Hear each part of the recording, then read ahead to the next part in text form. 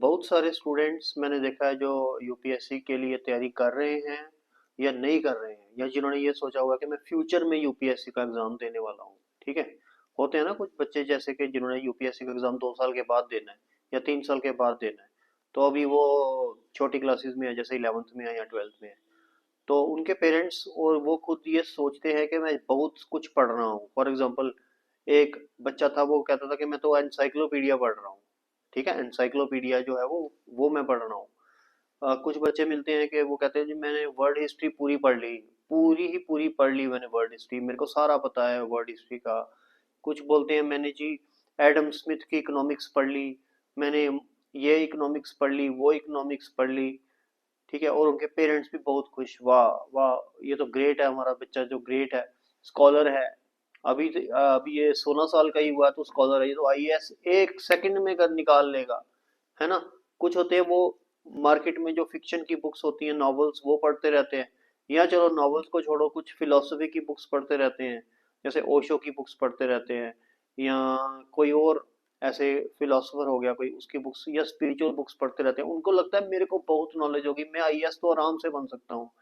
कुछ मेडिकल की बुक्स पकड़ के, जैसे किसी का भाई बहन कोई डॉक्टरी कर रहा है, डेविडसन की बुक पकड़ ली एमबीबीएस की, वो पकड़ के बैठ जाएंगे, बोलेंगे अब मेरा मेडिकल साइंस तो मींस मैं पढ़ रहा हूँ, मैंने बुक पढ़ी है तो मेरा साइंस तो मेरा टिप्स पे हो गया।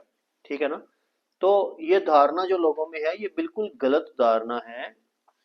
यूपीएससी का एक सेट सिलेबस होता है और उसी में से ही क्वेश्चंस आते हैं। सबसे पहले मैंने एमबीबीएस की बात की तो मैं साइंस की बात कर लेता हूँ। जो क्वेश्चन ज्यादातर आते हैं वो साइंस एंड टेक्नोलॉजी से आते हैं। टेक्नोलॉजी का फील्ड जो आजकल, टेक्नोलॉजी होती क्या है, टेक्नोलॉजी बेसिकली साइंस की ही एप्लीकेशन पार्ट होती है। ठीक है, तो एप्लीकेशन पार्ट में क्या क्या आएगा, जैसे इंफॉर्मेशन टेक्नोलॉजी आएगी, ठीक है, रोबोटिक्स आएगा, लेजर आएगा, ठीक है, स्पेस टेक्नोलॉजी आएगी, इस तरह की चीजें टेक्नोलॉजी में आती है। तो यहाँ पर कंसेप्ट ये है कि टेक्नोलॉजी के क्वेश्चंस, जो लेटेस्ट टेक्नोलॉजी के क्वेश्चंस जो है वो यूपीएससी या हमारी स्टेट सर्विसेज के एग्जाम में पूछे जाते हैं, चाहे वो प्रीलिम्स हो चाहे वो मेंस हो। ठीक है, ये तो होगी साइंस की बात। दूसरा, जो स्पिरिचुअल बुक्स या फिलोसफी की बुक्स में से कोई क्वेश्चंस यहाँ पर यूपीएससी में डायरेक्टली नहीं आता है, ना तो इनडायरेक्टली आता है ना डायरेक्टली आता है। राइट।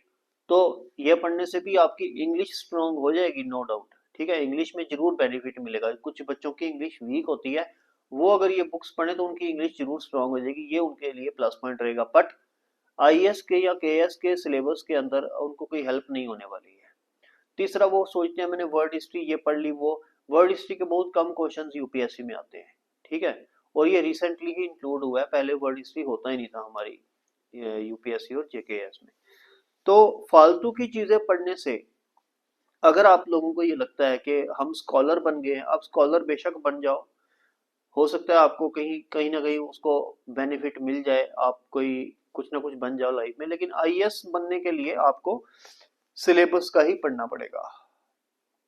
तो फालतू की चीजें अगर आप सिलेबस से हटकर पढ़ रहे हो तो आपको इंग्लिश ग्रामर की हेल्प मिल सकती है, अगर आप इंग्लिश की बुक्स पढ़ रहे हो। ठीक है, या आपको कंप्रीहेंशन आपकी स्ट्रांग हो सकती है, यानी कि चीजों को पढ़ के उनको समझना, वो कंप्रीहेंशन एबिलिटी आपकी स्ट्रांग हो सकती है। लेकिन यूपीएससी के सिलेबस में आपको कोई बेनिफिट नहीं मिलने वाला है। ठीक है, ये धारणा मैं आप लोगों की खत्म करना चाहता हूँ, क्योंकि मैं ये चाहता हूँ कि आप लोग रेलिवेंट पढ़ो।